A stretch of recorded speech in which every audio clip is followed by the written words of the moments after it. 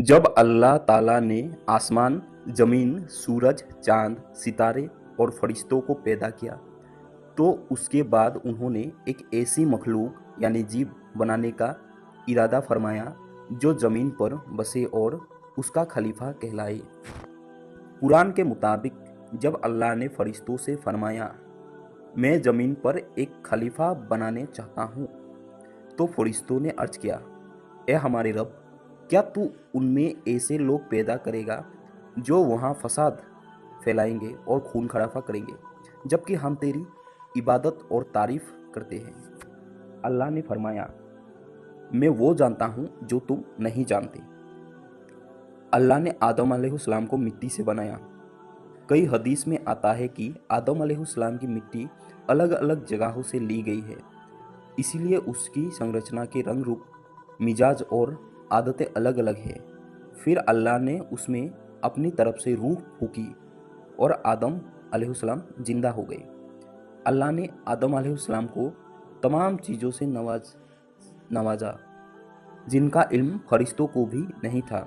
फिर अल्लाह ने फरिश्तों से पूछा कि अगर तुम सच्चे हो तो इन चीज़ों का नाम बताओ। फरिश्तों ने कहा, या अल्लाह, हमें तो सिर्फ उनका ही इल्म है जितना तूने हमें सिखाया है। जब अल्लाह ने आदम अलैहिस्सलाम को हुक्म दिया कि वो उस चीज़ों के नाम बताए, जब आदम अलैहिस्सलाम ने सब नाम बता दिए, तो अल्लाह ने फरमाया, क्या मैंने नहीं कहा था कि मैं वो जानता हूँ जो तुम जाहिर करते हो और जो तुम छुपाते हो।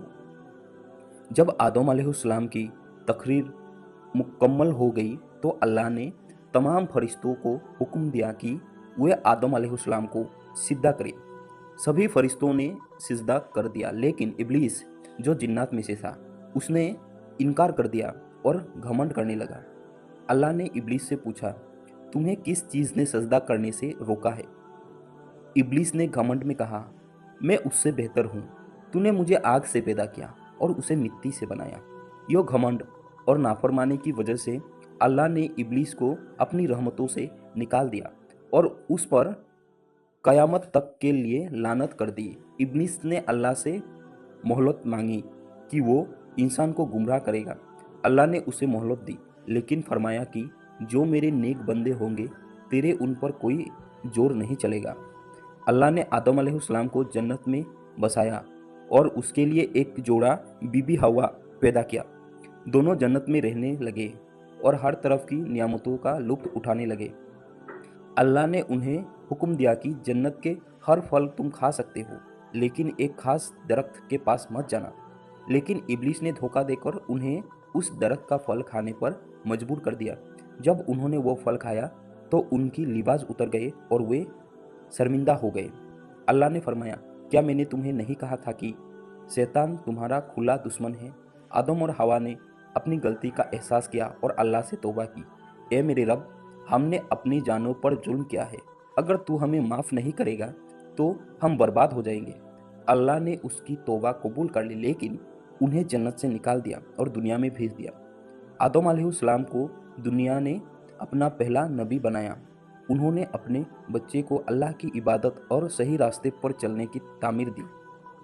उनके वहाँ से पूरे इंसानियत फैली और दुनिया में बस्तियाँ बसने लगी।